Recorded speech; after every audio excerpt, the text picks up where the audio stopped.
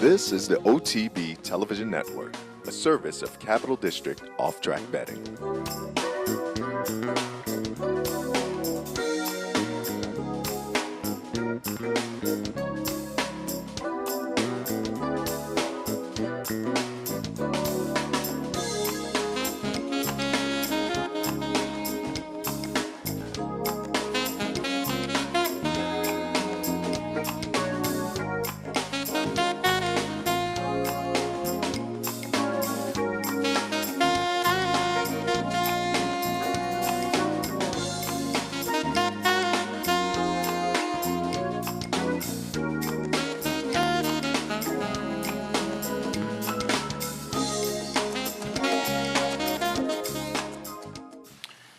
Good morning and welcome to Racing Across America for this Thursday morning. I'm Seth Merrill. Thanks for joining me. Coming up a little later on, John DeSilva from RacingWithBruno.com. We'll take a little look at New York racing for this afternoon, get some of his thoughts. Also look out at the stakes coming up on Saturday down at Aqueduct of Gravesend a little after the bottom of the hour. Dave Rodman from Laurel Park. We'll talk a little bit about racing down in Laurel this afternoon, get some of his ideas for their card on Thursday afternoon, and also take a look, a couple of apprentices that jumped out over the past few days worth paying attention to. Perhaps we'll talk about that with Dave as well. Do want to mention it last week, but it continues for the next two Saturdays as well. Lucky Saturdays down here at the Clubhouse Racebook, 711 Central Avenue in Albany.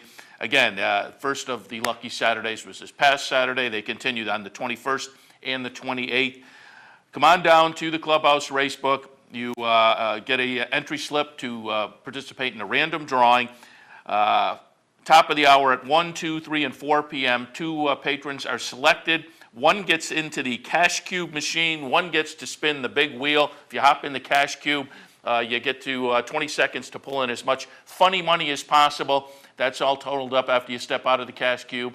And then that total is eligible for you to wager with either a win, place, or show bet on the next available race from Aqueduct. So that sounds like a lot of fun. The other patron gets to spin the big wheel, and there are prizes and betting vouchers available on that. So Lucky Saturdays, next couple of weeks, continuing at the Clubhouse Racebook. Do want to remind you, my Loose on the Lead partner, Steve Bick, snowed out of his bankroll day last Sunday. But he will have the $500 bankroll here at the Clubhouse Racebook this coming Sunday. It's been rescheduled, so come on down. You want to meet Steve and say hello, or get a shot at participating in that $500 bankroll. 25 lucky patrons will be selected randomly at 1:30 p.m. Again, this is this coming Sunday, December 22nd. Come on down here, Clubhouse Racebook. Steve Bick, my partner on Loose on the Lead on Sunday mornings. Also the host of the weekday program At the Races on Sirius and XM Radio. So that's this coming Sunday, $500 bankroll. We will remind you there's a $500 bankroll right here on the network this afternoon with Anthony Mormino. So stay tuned to the network for that as well. And also a reminder, once again, Bet 50, Get 50 continues through the end of the month. If you do not currently have a Capital Bets wagering account and you're ready to sign up for your initial voyage as a Capital Bets wagering account holder. Once you do so, first $50 you bet into the account, you get $50 put into the account by Capital OTB. So there's some free money available there. Certainly worth looking into. Capital Bets wagering account also gives you access, of course, to CapitalOTBBet.com, the new wagering platform. All the bells and whistles that you need. Just looking at the buyer figures from last week, 3 or 4 of them jumped out at me. Top of the top 25 buyer figures from last week. Top 25 from last week. Number 1, Shared Belief with that 106. So that's kind of impressive. I mean, it wasn't a huge stakes weekend, but still impressive when a 2-year-old tops the list of best buyers. And not surprising with that 106. So Shared Belief on top. Zakov, the Pletcher comeback horse, second career start off of a long layup, broke the maiden back in March at Gulfstream. It's a 3-year-old, broke the maiden in March, and then went to the sidelines, came back last Friday down at Gulfstream. Zakov now 2 for 2 for Todd Pletcher, also a 106, so we'll keep our eyes going forward on him. Sunbeam, that nice horse down in Louisiana for Al Stahl last year, that we kind of followed and thought could be interesting as a 3-year-old. Subsequently moved out of the Outstall barn, but was on the Louisiana Champions Day schedule in that Champions Day Classic. Ran a 92 Sunbeam, again, worth paying attention to. Probably, I would assume they'll pick some spots throughout the fairgrounds meet for Sunbeam. And Louise Flower, also want to mention that one.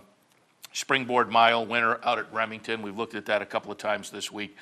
Springboard Mile, again, as mentioned, was the race that Will Take Charge came out of last year. Will Take Charge ran second in that, then moved on to Oaklawn and started his 3-year-old season, which looks to end up with a 3-year-old Eclipse. So the Springboard Mile, a little bit of potency coming out of last year, probably worth paying attention to. Louise Flower. Louise Flower had a 91 buyer figure coming out of that Springboard Mile this past weekend.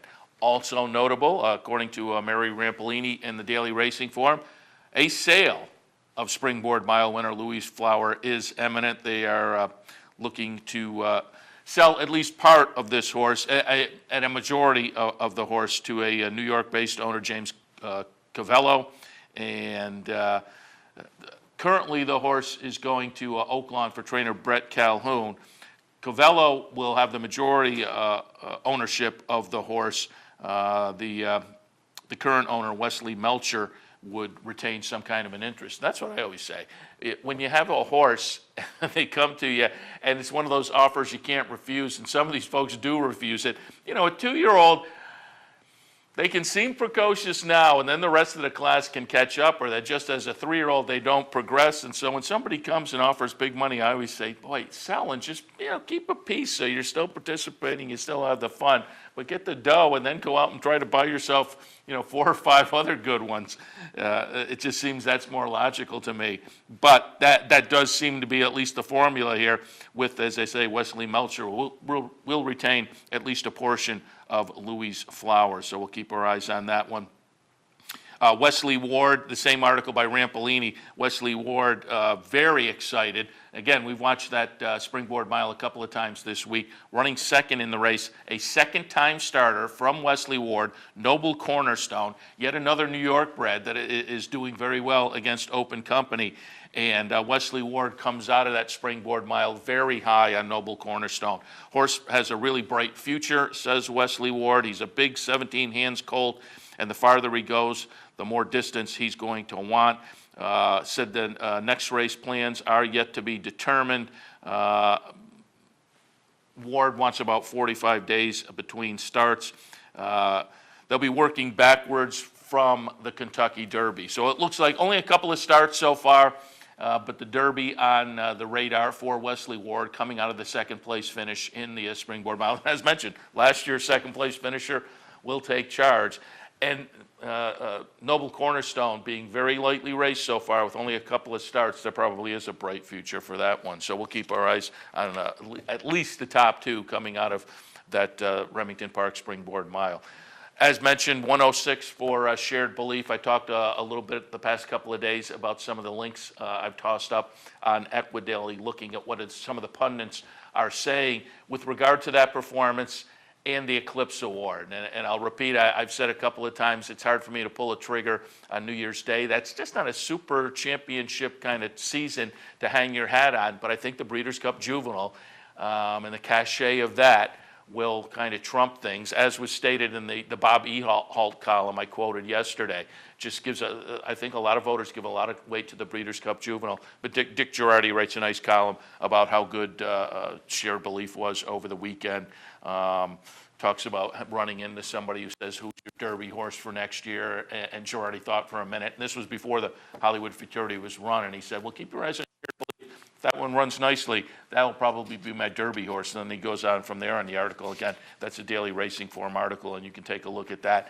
As I say, things are sorting out this week. Now that pretty much you would have to think that, the 2-year-old picture is done. We can now look back and start making our decisions. I'm not an Eclipse voter, but just speculating, we can kind of take a look and see what's what. As I say, I think there are enough voters that give so much importance to the Breeders' Cup Juvenile, will probably tilt towards New Year's Day. But you read articles like Girardi's, and you think Shared Belief will certainly garner some attention, as well he should. There was the second meeting of the New York State Task Force on Jockey Healthy and Safety, Jockey Health and Safety. That was held, covered by Dave Grenig in the Racing Forum. Interesting because they're going to make a recommendation to the governor that the racing industry should help subsidize health and disability benefits for jockeys. And this is an issue that comes up from time to time. And jockeys essentially are independent contractors. So whenever an issue like this comes up, there is a little bit of pushback. In 2012, the New York Horsemen, NYRA Horsemen, contributed $3.1 million towards workers' compensation. That they do pay into. The figure this year is expected to be about $4 million. Anthony Bonomo, who is the chair of the task force, is quoted as saying the easiest way for the horsemen to participate in subsidizing health benefits. He says the easiest way is to take it out of purses. Purses are really high. Then again, you're hurting the economic risk taker, the owner. I'm one of them. I'm not against it, but I'm only one. Then Alan Foreman, a member of the task force and a chairman and CEO of the Thoroughbred Horsemen's Association, said he agrees in concept, and this is a quote from him, in concept with creating a health and welfare trust for riders, but he was skeptical about how much more the industry should contribute. And as I say, this issue comes up from time to time. There's some pushback typically from the horsemen because jockeys are thought of as independent contractors. I'm of the feeling of those guys go out there and they take a lot of risk each and every day. So I have no argument in principle, but as I am not a stakes holder on either end of this equation, I'm not out there putting my life and limb at risk, and I'm not one of the owners, as stated in the article, taking the economic risk. So for me, this issue is one to sit back and let those guys make their case, and then I would make an informed decision about that. But on the face of it, as was kind of put forth in the article, a good idea, how will it be implemented? So we'll keep our eyes on that. But again, the New York Task Force on Jockey Health and Safety held their second meeting. They have another meeting coming up scheduled for January 22nd. We'll keep our eyes on that and see how that works out. I will also tout you on another Racing Forum article. This one by our good friend Barbara Livingston. Barbara Livingston occasionally has a photo blog. She's obviously one of the best-known photographers in the racing game, and a lot of her photography appears in the Daily Racing Forum. They also give her a photo blog, which she posts on occasionally. The most recent entry, which came up just within the past day or so, on the Daily Racing Forum website. I also have it linked over at Equidaily. A post called Catching Up with Gander. It starts out from Barbara Livingston. The morning that Gander broke down at Saratoga, I never thought I'd see him around and kicking 9 years later. But she has gone down, gotten a visit with Gander in retirement. A lot of good photos, not only from his racing days, but Gander in retirement. And I'm sure a lot of folks in the audience remember Gander. That's why I bring it up. If you're not familiar with him, he was a fan favorite that left the racetrack back in 2004, a New York bred stakes winner, competed in open stakes and state bred stakes, won, what do we have here? Almost $2 million, $1.8 million, 60 starts in the career, 15 firsts, 10 seconds. And because of the white coloring on this horse, again, that attracts a lot of attention automatically from fans. That's just one of those hunch bet kind of things when a horse of this coloring comes on the track. So it was a horse, as I say, a fan favorite, a hard knocker, a New York bred.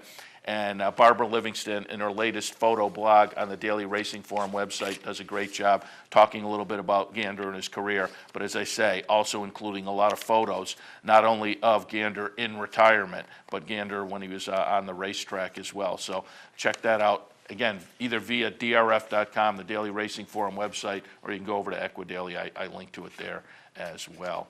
All right, we're going to head to our first break now. As we do all week long, I've been pulling up some races from Hollywood Park. We are only a few days away from the final shutting of the doors at Hollywood Park. Hollywood Park closes forever on Sunday.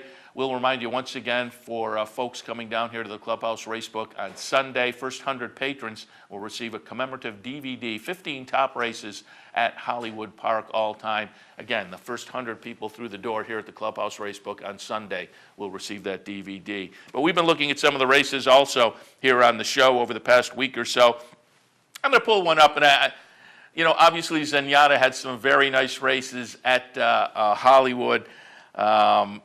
I thought it would be fun just to pull up the first race from Zenyatta. Zenyatta's maiden victory back in 2007. We're going to take a look at this. And again, first time out of the box. Now we know what Zenyatta went on to do. But remember, nobody knew Zenyatta when this race was run. Watch as Zenyatta comes out, goes to her typical spot in the back of the pack, and then makes that big run down the stretch. And right off of that first victory, folks automatically knew this could be somebody special, and it certainly she turned out to be. So going into the break, we're going to watch Zenyatta's maiden victory, 2007 at Hollywood Park. When we come back from the break, it will be John DeSilva from RacingWithBruno.com. We'll talk a little bit about New York racing after the break.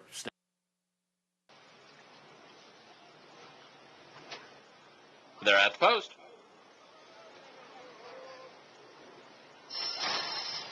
They're off. French Forest and Hilo Gold break best. Elusive Melody and Rupert's Promise. Felicity's at the rail.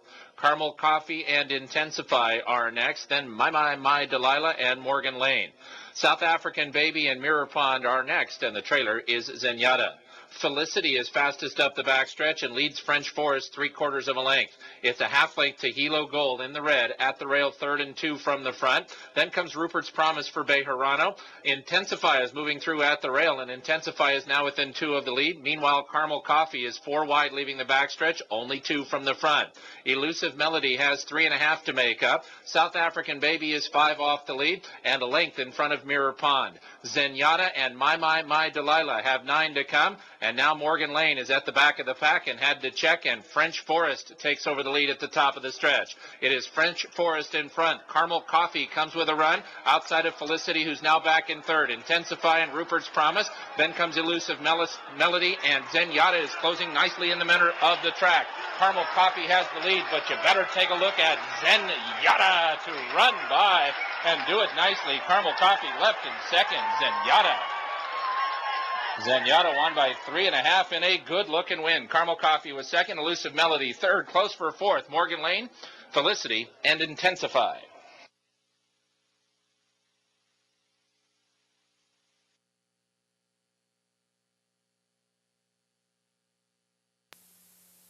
I'm Mark Cassano. Join me Saturday mornings at 10 for Down the Stretch. We'll inform, analyze, and welcome in the biggest names in racing. So join me Saturday mornings at 10 for Down the Stretch, right here on the OTB Television Network. Here in upstate New York, no one provides bettors with more wagering options than Capital OTB. Our network of branch and easy bet locations stretches from the mid-Hudson Valley all the way to the Canadian border and west to central New York. So whether you need to place a bet, fund your Capital Bets account, or watch the next big race, all the action is just around the corner. A full list of our branch and easy bet locations can be found online at CapitalOTB.com. Capital OTB, the better and most convenient choice for wagering in upstate New York. Wagering at CapitalOTBBet.com is as easy as 1, 2, 3. 1. Capital Bet TV, the fastest and easiest online wagering experience where you can monitor 5 different tracks simultaneously. 2. Capital Bet Express. Its straightforward program layout and interactive handicapping information lets you build your wager quickly and efficiently. And 3. Capital Bet Pro, designed especially for the professional horse player. CapitalOTBBet.com. Log on today. Hey, race fans, head down to the all-new Clubhouse Racebook and get in the game. With live horse racing on more than 250 flat-screen TVs, state-of-the-art wagering terminals, fantastic food and drinks, an amazing Vegas-style atmosphere with seating for nearly 900 of your closest friends. Conveniently located at 711 Central Avenue, right off Exit 5 of I-90 in Albany, the Clubhouse Racebook is the better choice. I'm Anthony Mormino. Join me weekdays at 9 for the Handicappers Report. We'll handicap the top tracks across the country and help you prepare for the day in racing. That's the Handicappers Report, weekdays at 9 only on the OTB TV network. Welcome back to Racing Across America. Thursday morning means a regular visit from John DeSilva of RacingWithBruno.com. Good morning, John. Good morning. How's everything up there? Very good. How about you? I'm doing all right so far, just getting ready for the Christmas holidays. Exactly, and I was kind of amazed. I didn't do the handicappers report this morning because I made a switch with Anthony Mormino, so I came in a little bit later. Typically, when I come in for the first show, I run into the rush hour traffic. If I miss the first show, traffic is much, much lighter. Still pretty heavy today, though, so I'm imagining there were some shoppers out, but it's getting to be that time, certainly. Earlier this week, we had some crazy weather up here. What has it been like down in the New York area, and what's it like for this afternoon? Boy, Parks is just, they have not had a chance to get racing on down there, so they've had some trouble, but it seems like New York has gotten the racing up. But again, what's it been like, and what's it look like today? Well, one thing, historically, Parks, when they have bad weather like that, they lose their racetrack. It takes a while to put it back together, so it's not a surprise. Down here, it's nice. It's sunny, some clouds in the skies right now. It's not as cold as it was earlier this week, but I can't wait for the weekend. When we're talking about maybe 60 degrees on Sunday. Yeah, actually, they're talking low 50s up here, too, so that'll be nice. You get a chance to go out and clean up some of the snow mess a little bit that has been a little difficult with the chilly weather as well. John, I also want to remind people, we talked right at the top when I introduced you, racingwithbruno.com. Always want to remind people they can go there and find your selections. You alerted us that you're also looking at fairgrounds. You're going to take a look at Saturday, because Saturday has a nice card down there. It had a very nice card. Granted, the weather hurt a little bit, but they still had a very nice card. All Louisiana bred, starting off with the quarter horse races and then coming on to the older horses. And they did have some very nice horses running. And granted, like I said, the weather did hurt. It was a sloppy track towards the end of the day, but you still get good value down at the fairgrounds. But that's one thing you have to pay attention to, because even though you have somebody like Rosie Napravnik, who does dominate, you can still get a decent price on her once in a while, betting her, and you can definitely get a good price going against her at times. And just want to also touch on this coming weekend is a nice weekend of fairgrounds, and I bring that up because there's a list of stakes races down there this weekend, and I wanted to bring it up because I'm just looking here. Yeah, it's the Diliberto. I thought so. Diliberto, Strike Impact. Our buddy Jenny Reese, her husband's horse, is scheduled to run in that one tonight. I think that's the one that Strike Impact won last year. Yeah, I mean, they do have some very nice stakes races down there. They got the Sugar Bowl. It's going to be running the Buddy Diliberto. It's going to be in there. Strike Impact post 15. It's going to be a little bit of a problem, but you got some nice horses in there. Compliance officer. Bruce Brown is going to be running down there. Yeah. Police coming in from the mount. So that's the one thing about that race. It always gets a big field because these type of races are few and far between, especially at this distance right there, because Gulfstream Park usually just starting up at that point, but a lot of people are taking a little bit of a break, so they make not card as much, so a place like the fairgrounds takes advantage of it. Yeah, as you mentioned, Strike Impact on the AE list, and that horse has been a little, we've talked about the horse with Jenny Reese, a little bit star-crossed, races getting washed off the turf, and has trouble finding the right spots, but hopefully they'll scratch in, and we'll get to root for that one. All right, John, let's shift our attention to some of the New York action. Before we talk about today, I wanted to go back to last week because you tossed out a nice winner when you came on with us. Fourth race at Aqueduct last Thursday was a state-bred maiden claimer. You touted us on a first-time starter, Henry's Gal, went out for Nick Essler. $35,000 tag. This was a daughter of Disco Rico. Again, first-time starter. 10-1 on the morning line. Folks must have been listening to the show. We'll watch the stretch run here and see number 3, Henry's Gal, win in the career debut as the 2-1 favorite. But again, a nice call there, and subsequently was claimed out of the Essler barn as well. Moves into with David Jacobson. Yes, you look at the race, so you can see Castro has a ton of horse going down the backstretch, wasn't even asking. She's a nice big horse. Once she asked to run, she just took off and did a little tired at the end, coming out with a buy-in number of 60. Was claimed off that effort by David Jacobson. I do have a couple of interesting stats for you about Jacobson with 2-year-olds. He is 6'15" with 2-year-olds first off the claim. But let's look at the breakdown. When the horses he claims from maiden race does not win, he's 4 for 6 next time out. And one of those losses came in 2009 when Jacobson wasn't Jacobson as he is now. So really, he's 4 for 5. So if he claims a horse for a maiden race and that horse doesn't win, that horse will win next time out. Now, when it comes to 2-year-olds who won, he's 2 for 9. A couple of those races, were like stakes, and he didn't win those stakes. I mean, both the victories came in a starter allowance or starter optional claim, which unfortunately for 2-year-olds, did not win in one lifetime, so you're basically stuck doing that. But basically, when Jacobson claims a 2-year-old, definitely pay attention. So if there was one guy sitting in the stands rooting against Henry's Gal the other day, it was David Jacobson, who had put in the slip before the race. But we've talked about that before on the handicapping show.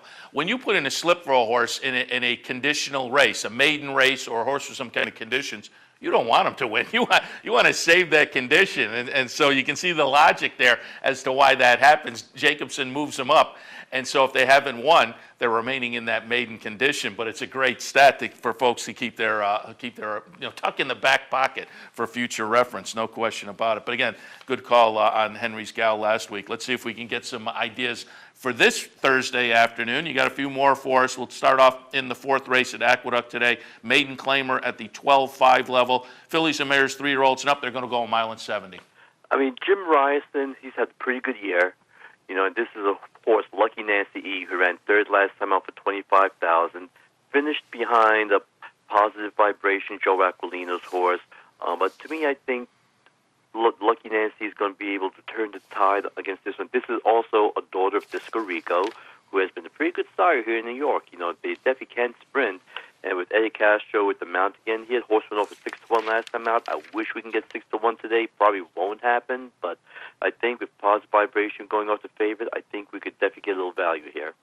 All right, and let's shift out now to race number 6. Race number 6, a state-bred maiden claimer, 25 tags. They're going to go 5.5. Matter of fact, that was race number 6. I was telling you right now. That was my mistake.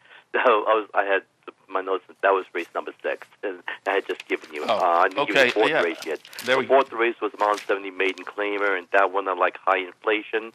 This is a horse who ran 2nd last time up for 12.5. Gets nice inside post position. Manny Franco. He doesn't have too many wins, but he still looks good on the racetrack, and it's just very difficult here in the New York colony with all the veterans who do well right now. But he's still, along with Esquivel, the 2 best apprentices we have here right now. And I think with Bounty Pink, who is going to go off the favorite, but it's buyers beware. After being banned off last night, you're not sure what you're going to get, so I'm going to go high inflation.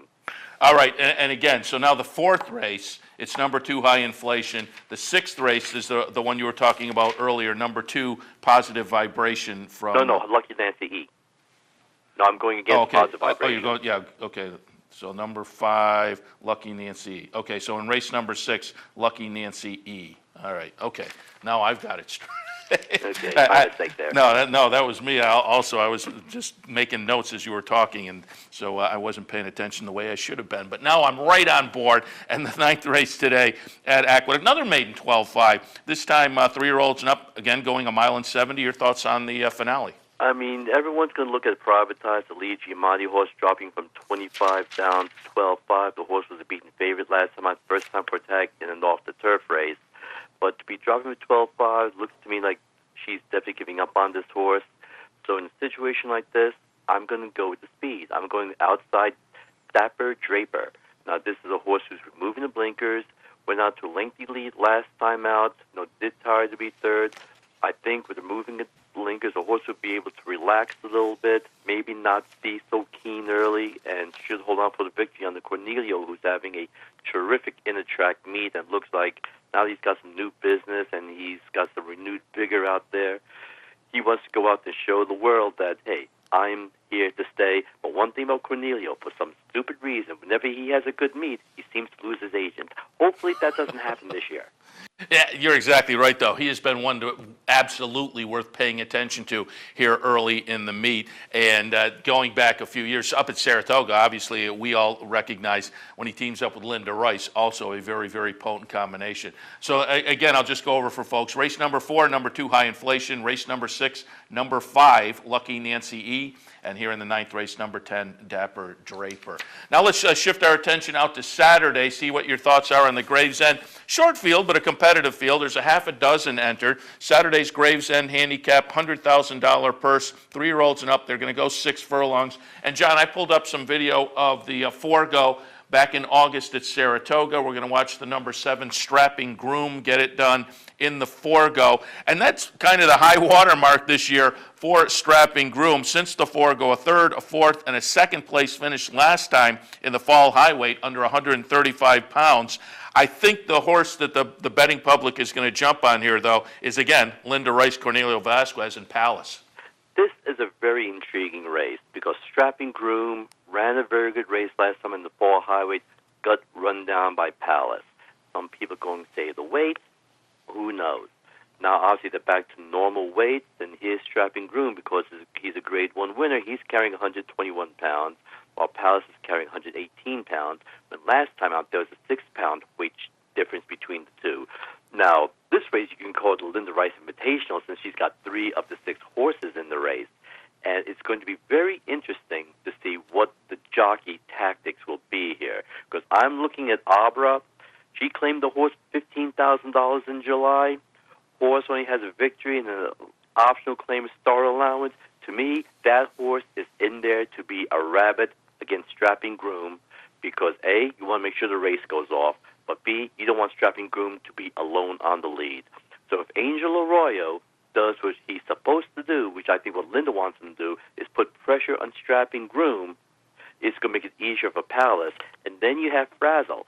Now, the thing about Frazzle is this is a horse who has done very well on the inner track in the past, but this might be the type of horse who, again, might be in there, not as a rabbit, but once Abra tires, you might have Linda asking Jose Ortiz to make that middle move to make sure you put the pressure on Strapping Groom to set it up for Palace.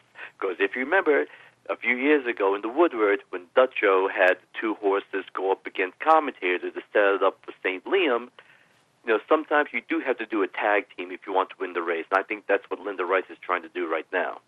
Yeah, a 2-pronged attack makes it will make it very tough for Strapping Groom. As I say, he certainly looked good up here in that Forego. Now, it was over a sloppy seal track that day, but it looked like we were going to be able to look forward to this one as a real player in the sprint division. A little disappointing since the Forego, but it's going to be a fun, competitive edition of the Gravesend. Again, only 6 horses. As you say, Linda Rice in there with a potent entry that could play to her favor with Palace coming off of a couple nice victories as well. John, asking people really last, 4 days since the weekend's running of the Hollywood Futurity, your thoughts on Shared Belief, 106 buyer figure, now undefeated in 3 starts, including the Hollywood Preview, and now that Grade 1 Hollywood Futurity wound up the year very nicely. And not only thoughts on that race, but give me some thoughts on the Eclipse Award. I've said I would have a hard time pulling the trigger for New Year's Day because it's just not really a championship-type campaign. I think a lot of voters will go that direction because the Breeders' Cup Juvenile winner, and they give a lot of weight to Breeders' Cup races. I was saying a couple of weeks ago, Honor Code with a win in the Remsen might attract attention from me just on the best horse theory. But the Remsen, a Grade 2, and was run in kind of a quirky fashion. But now on the best horse theory, I think it's Shared Belief. It's a very unusual situation. First, let's talk about the Eclipse Award. In the past, I would say it's very tough to judge a 2-year-old because you don't know the competition the 2-year-old has faced. You could say that the Breeders' Cup is where you face the best of the best. And if you win the Breeders' Cup, you get a lot of weight towards winning the Eclipse Award. But because of the non-Lasix in the Breeders' Cup for 2-year-olds in the last 2 years, it's weakened. And some people could say the best horses were not in the Breeders' Cup Juvenile or the Juvenile Fillies. So I think some of the luster and some of the weight, goes down by the wayside here. Now, we talked about Honor Code and what he did, and then we look at Shared Belief. You talked about the top 25 buyers. You go to the Daily Form Racing Form website and look at the top 2-year-old buyers. For the 2-year-olds, only 3 2-year-olds are in the top 25 and with a buy number earned at a route. And they all came out of the Cash Call Futurity. Now, that's very scary. But that shows you how advanced Shared Belief is right now. And if this horse could keep this up, he's going to be a major player. But he also has to be careful of the Normandy invasion situation.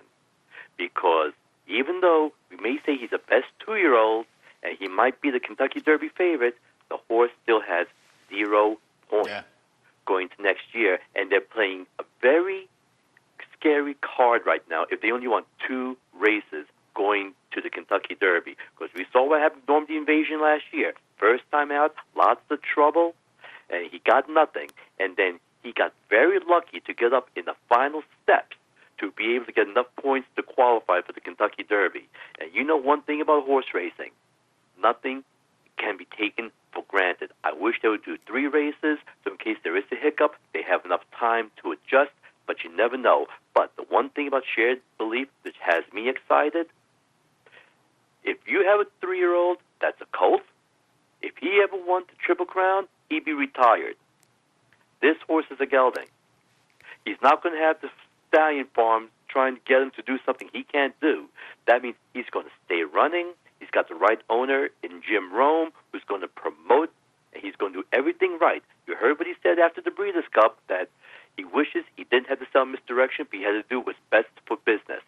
Well, with this horse, what's best for business is to keep him running, and that would be a tremendous advantage for horse racing if this horse could win the Triple Crown. And if you look at the numbers and the way he runs right now, granted, it's all on the artificial surface, but if he could translate that to regular dirt, he could be the savior that we need. Yeah, I'm excited about him for those reasons you said. The big buyer figure coming out, 3 for 3 so far. But then there's the human side, which I think is going to be fun for the sport. If he does get firmly on the Derby trail with Jim Rome behind him, I think that's going to provide some nice mainstream coverage as well. So he'll be fun to follow next year, no question about it. And Karma, too. Imagine if we get a Triple Crown winner and the race, the Cash Cow Futurity that was coming out party would never be run again. Yeah, that's right. It's some racing karma. You're exactly right. John, appreciate the visit this morning. As always, we want to wish you and your family and everyone a happy holiday, certainly, and we'll talk to you next week. Thank you. Take care. Good luck, everyone. All right. Again, John DeSilva, racingwithbruno.com. We're going to take our next break. When we come back, Dave Rodman from Laurel Park. Stay tuned. The future of online betting is here, and only at the all-new CapitalOTBBet.com. CapitalOTBBet.com delivers a state-of-the-art wagering experience found nowhere else in horse racing. CapitalOTBBet.com. Log on today. Fascinated by the world of horse racing? Interested in honing your handicapping skills? Class is in session. Night school, Monday nights. Easy to access online. It's free, interactive, and informative for the casual and serious race fan. Horse Player Now Buzz. Live horses to watch emailed to you daily. Our eyes, your prize. Night School in the Buzz. Visit horseplayernow.com for details. Each morning on the OTB TV network, you get the very best in horse racing programming. Weekdays begin with the Handicappers Report, where professional handicappers share their selections and analysis of the day's racing. Followed by Racing Across America, a daily conversation with racing personalities from around the country. Saturdays include Down the Stretch, where Mark Casano speaks with the biggest names in racing. And Sunday mornings, it's Loose on the Lead, where Steve Bick and I offer news and a unique lineup of weekly guests. All here on the OTB TV network. Funding your Capital OTB Bet account is as easy as 1, 2, 3. 1. Easy Money. Clearly the fastest and easiest method of depositing funds into your account. Make deposits or withdrawals in just minutes. 2. Green Dot Money Pack. Gives you instant access to your funds. Green Dot Money Packs are available at thousands of retailers nationwide. And 3. MasterCard Visa. Simply click on the link from the funding page, enter your account information, and fund your account. CapitalOTBBet.com. Log on today. Missed one of our TV shows? No worries. Now you can catch all your favorite programs online. Simply log on to CapitalOTB.com and click on the YouTube link at the bottom of the homepage. And look for our new podcast coming soon. CapitalOTB.com. Log on today. Welcome back to Racing Across America. Happy to be joined now by Dave Rodman from Laurel Park. Good morning, Dave. Hi, good morning, Seth. How are you today? Very good. For folks playing this afternoon, what's your weather look like down there? Looks great. Clear skies. more interested in the weather tomorrow. I think it's going to be in the 50s here tomorrow, and they say 60-something by Saturday. I don't know. I'll keep my fingers crossed. But $200,000 guaranteed jackpot pick 5 again today, by the way, for a 50-cent ticket. You have to be the single unique ticket with a combination. So we bumped it to $200,000 yesterday after the $100,000 guarantee, and again offering that same today, races 5 through 9. And very good. So a $200,000 guaranteed pick 5. And again, that's a 50-cent bet, right? Yeah, 50-cent bet, but you have to be this. It's the jackpot. Yeah, it's one of the jackpot. Yeah. Yeah, it'll still pay 5 of 5. There are multiple tickets. But all right. It's an incentive, and they're betting a little bit more into it as they should with the guarantee. Oh, yeah. You pop a $200,000 on there, it's sure to attract some attention. Dave, also want to remind people, I looked on the Laurel Park website, and I saw there's been a little change up in the schedule for January and February. Talk about that a little bit.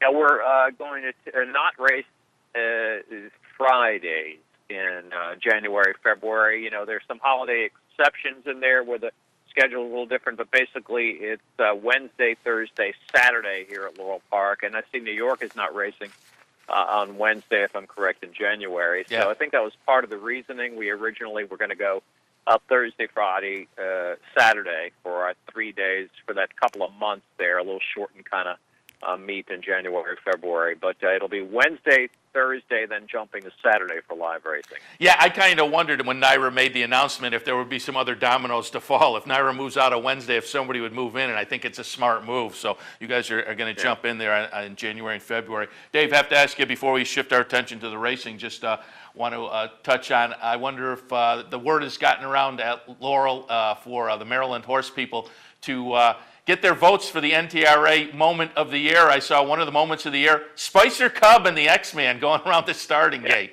Yeah, I should have emailed you about that. I forgot about that. And I got a text actually from Mary Epler. She was the first one, the trainer of Spicer Cub, informing me that was up for the moment of the year. So, yeah, I already put my vote in. There, you did, yeah. I had a feeling the folks down in the Maryland area would be jumping in. Speaking of the Maryland area, read the Scott Wyckoff blog. The Maryland Horsemen had their annual awards banquet, which I guess they hadn't had in a few years. But now Maryland, with that 10-year pack, things are looking up. It seems like the attitude is much better in Maryland. They reinstituted the Christmas awards dinner, and King Leatherbury got honored as the top owner. Yes, I was there for that. King was very funny as usual. He's turned into quite the, Toastmaster, Roastmaster, host. But very pleased that King was honored there, as well as a couple of other people who work in the backstretch for their hard work. And there was kind of a general good feeling, obviously, that the Christmas celebration was reinstated in the awards as well. And everybody was brief and concise and very thankful, and it was a real nice time. And Della DeVico was honored as the top trainer, immortalized, so that was nice to see, too. Oh, I can't forget about my man, Damon Della DeVico. He's helps us in the morning with our Today at the Races show. He works for International Sound. You'll often see him carrying the camera. He's the one for the Winner's Circle celebrations, and a lot of times in the stakes affairs that he wins, somebody else has to fill in for him while he gets interviewed. But he has a horse in today that we're very interested in, and one of the top trainers, a real hard-working barn, solid barn. They always keep up their percentage, and they don't do it with a lot of flash and pedigree with horses. They do it with claimers and some private acquisitions. Recently, you can just remember Service for 10, who was claimed and turned into a stakes winner and finished, I believe it was he was third, right, in the Defense Dash, if I recall correctly. So, they've had some real nice horses over the year, immortalized as well. Yeah, I did not know that about him. And as a guy, for years and years, I owned my own small television production company. So I have hauled around cameras and shot myself. So now this guy's brethren. So he's going to be he's going to be part of my rooting interest now. Yeah, I mean, he's a great guy to have on your show because he's real humble too. Again, he works in the morning. He's got a couple of assistants down at Bowie. Micah Girales is one of them, who's a real good guy, and they take really good care of their horses. And a lot of his horses, good horses, have kind of gone south a bit for the winter or taken some time off. So yeah, he was telling me the other day he's kind of looking for some horses, and he's claimed a couple, and he might reach in for a couple here in the next couple of months. Very good. All right, let's shift our attention now to another story. Before we get to this afternoon, we'll get to the racetrack here and watch a video replay, though, because I wanted to go back to last week. A couple of 10-pound apprentices got the job done. We're going to look at one of them, Nick Juarez, 20-year-old. So got a fresh face on one side of this equation and somebody a little older on the other side that we'll talk about. But Nick Juarez, we're watching the race now. Number 6, Loveheart, gets it done. First career start, 10-pound apprentice, wins in his debut. Not only that, 4-5. So he's tied in with some good people if his first career race he gets on the chalky favorite, but does get it done down there in his career debut. He has a good pedigree to be a top rider here in Maryland. His father, Calixto Juarez, was kind of a, just a bread and butter kind of rider here for a long time around the Maryland, Virginia, the Pennsylvania, and Delaware circuit. And this is his son, Nick Juarez. And the thing I liked about him, of course, he was on the favorite in the race, which was very helpful, but the horse didn't break exactly with the field. He didn't break extremely tardily, but he just kind of let him settle right off the speed. And then point B, he didn't panic into the far turn and rush up into the pace where there were, I believe, 3 horses dueling out there, at least 2 for the lead, if I recall correctly. You get the video up. And just kind of sat chilly on the horse and let the horse do his own thing. And I thought he looked pretty smooth in the stretch while, without going to any tremendous whip action right, left-handed. He's just very smooth on a horse, and he seems to have good balance on a horse. So I'm interested to see him develop here. He's coming to a tough colony with apprentices. With Victor Carrasco vying for the Eclipse Award as leading rider, North America's leading apprentice now. And, you got Trevor McCarthy, Javion Toledo, and, I'm sure I'm leaving out. Just keep on going on a lane. And notice that Chelsea Kaiser, et cetera, riding here at Laurel Park. And so the Bug Boys and Bug Girls are ruling the roost here in many of the races. Yeah, traditionally Maryland, a great breeding ground for young jockeys. So at least he's in a tough spot, but it's a good spot as well. 20-year-old Nick Juarez, and as you say, sat a little off the pace. I always say I shy away from horses with a 10-pound apprentice on unless they're speed balls, because then I think they don't have to think about it. So it's even more impressive that, as you say, horse got off a little slowly, but he didn't panic. He got up and did it very nicely. But as I noted, there was another 10-pound apprentice that had a win down at Laurel just this past week on the 12th of December. 7th race that day. Deploying Resources gets it done under Carlos Gutierrez. Tell us a little bit about him. Well, he's not a teenager. He's not a 20-something. He's actually 37 years old. So, he'd ridden before in South America, and apparently is working or has an end with the Juan Vasquez stable, very powerful, high-percentage stable, and they're putting him on a lot of horses, and this was the case here. He's named on one today that we're a little bit interested in. We'll talk about in just a few moments. But 37-year-old here, and he seems to be sticking mainly with the Vasquez barn. But they're putting him on some well-met horses here, and they obviously have a lot of confidence in his ability. And of course, this is a bane of everybody who's a good fan of the sport. We don't, in this sport, keep great stats, but I'd love to know who the oldest 10-pound apprentice of all time is, because I would think he's got to be up in the neighborhood, being 37. But Carlos Gutierrez, again, gets a win as a 10-pound apprentice down at Laurel as a 37-year-old.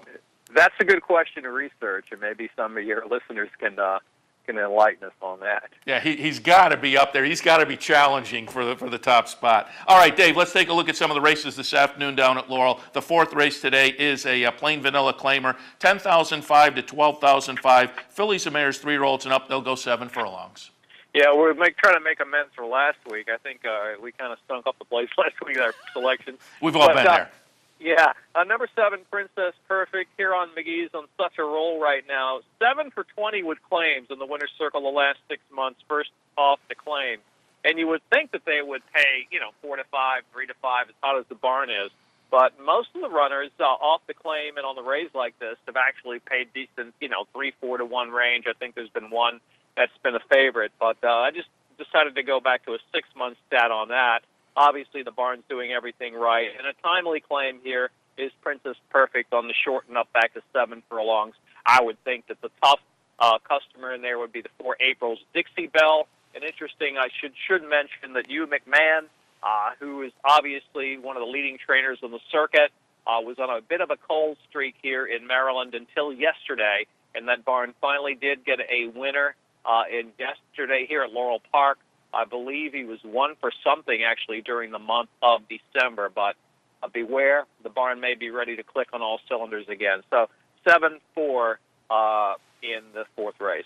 All right, and yeah, that is something to pay attention to. When barns, they can get a little cold. Sometimes a little bug might go through the barn or whatnot, and you have to be aware when that turnaround comes and kind of jump on it. But Princess, yeah, he'd been running his horses quite a bit, and some of his horses lost some conditions and things like that. And we were off the turf back to the main track, and so the kind of a transition period. And your top pick, Victor Carrasco, who you mentioned earlier when we were talking jockeys. Nice story about him in the racing form the past couple of days as well. Yes. Sixth race at Laurel this afternoon, a B-level claimer, 30 to 35 tags, fillies, 3-year-olds or older, given the condition. They're going to go 5.5 furlongs. Well, just call me crazy, but I think Float Your Boat is the fastest filly in the race, and she ought to intimidate unsighted early, I'm hoping, and go on with it. On paper, it maybe looks like there's a little bit of speed, but I think maybe she's the speed of the speed. Number 8, Float Your Boat, first off the claim in the Casey Cartagena's barn. Interesting mare I'm interested in at a price at Stolen number 2, who actually was very close to the pace last time out in the sharp pace to November 15th. And she is a mare that I thought outran that 52-1 last time out of the race, where Brenda's Way finished second, and that's the horse entered in today's 6th race for trainer Damon Dilladovico, who I think is a good play as well.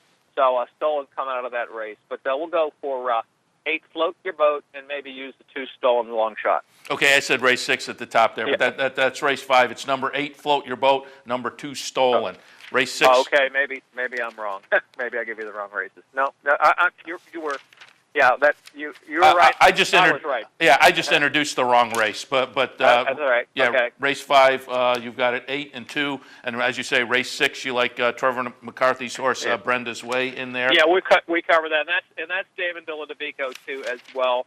We spoke of earlier, got honored at the Maryland Christmas celebration. And as I say, being a video guy, he's now somebody who's going to get on my radar, and I'm going to be rooting for him as a video brethren. 7th race today at Laurel is a B-level claimer, 6,500 to 7,500 tags. They'll go 7 furlongs. Number 10, Michael Leader. Here's Juan Vasquez, and here is Carlos Gutierrez, the 37-year-old apprentice rider that, got his first win at that age here. In Maryland for the same connection to Juan Vasquez barn. I think his last race, chasing that 46.5 mile into some brutal fractions for the level, was stronger than a face value on paper due to a duel and a pressured pace in there. I'm going to try Michael Leader, number 10. Maybe hook him up with number 2, Star Destiny, and Kabisky runner Grace to 10-2-4 in the 7th race. It's the situation here, Seth, where we've had kind of shorter fields because we're back on the main track only, but you can get some value into boxing a couple of horses you like, or even 3 horses you like if you got a vulnerable favorite, even with the shorter fields. The exactas have been pretty generous. Very good. And once again, we do want to remind people there's a $200,000 guarantee on that Pick 5 jackpot bet you have down there this afternoon, so people should certainly look into that. Dave, as always, we appreciate the visit. Good luck this afternoon, and won't talk to you until next week. In between is going to be the holidays, so have a great holiday to you and your family. Yes, happy holidays to you and all of your listeners as well, and Happy New Year. Absolutely appreciate it. Dave Rodman from Laurel Park, thanks a lot. Right. All right, that's going to wrap things up for Racing Across America for this Thursday morning. I do want to get my notes here, though, and remind you about the events here at the Clubhouse Racebook, as well as the Bet 50, Get 50 promotion. Once again, Lucky Saturdays down here at the Clubhouse Racebook, 711 Central Avenue in Albany. 21st and the 28th, once you arrive at the Clubhouse Racebook, you get an entry slip. You put it in, hourly drawings, 1, 2, 3, and 4 p.m., 2 patrons selected at the top of each hour. 1 hops into the cash cube. 1 spins the big wheel. Prizes, bets, all kinds of things. Lucky Saturdays, next couple of Saturdays right here at the Clubhouse Racebook. Live bankroll rescheduled. My partner on Loose on the Lead, Steve Bick, also the host of Sirius and XM's At the Races. He'll be in here this Sunday with a $500 bankroll. Come down, get a chance to participate in the bankroll. You also get a meet and greet Steve if you'd like to talk with him about some of the racing issues he talks about each day on his radio show or here on Sunday mornings on Loose on the Lead. But he'll be in the race Clubhouse Racebook all afternoon, and 25 lucky patrons will be selected randomly to participate in that $500 bankroll. That drawing for the randomly selected patrons will be held at 1:30, again, this Sunday, December 22nd, here at the Clubhouse Racebook. Don't forget also, there is a Bet 50, Get 50 promotion that is still going on. If you're not currently a Capital Bets wagering account holder, you're signing up for the initial time. Sign up. The first $50 you bet into it before the end of the month, Capital OTB puts another $50 into your account. So free money there. Also, of course, there is the great benefit if you're a Capital Bets wagering account holder. You can log on to our new wagering website, CapitalOTBBet.com, which has all the bells and whistles and is a great way to go if you're betting online. That's going to wrap things up for the Racing Across America for this Thursday morning.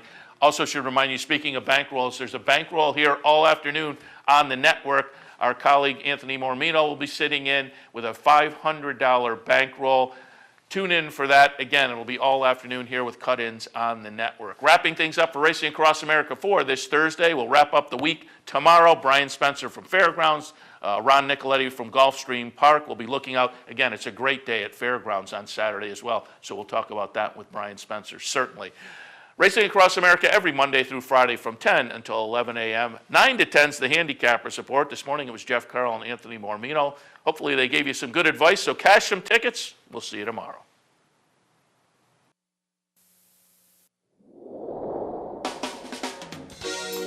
You're watching OTB TV, a service of Capital Off Track Betting.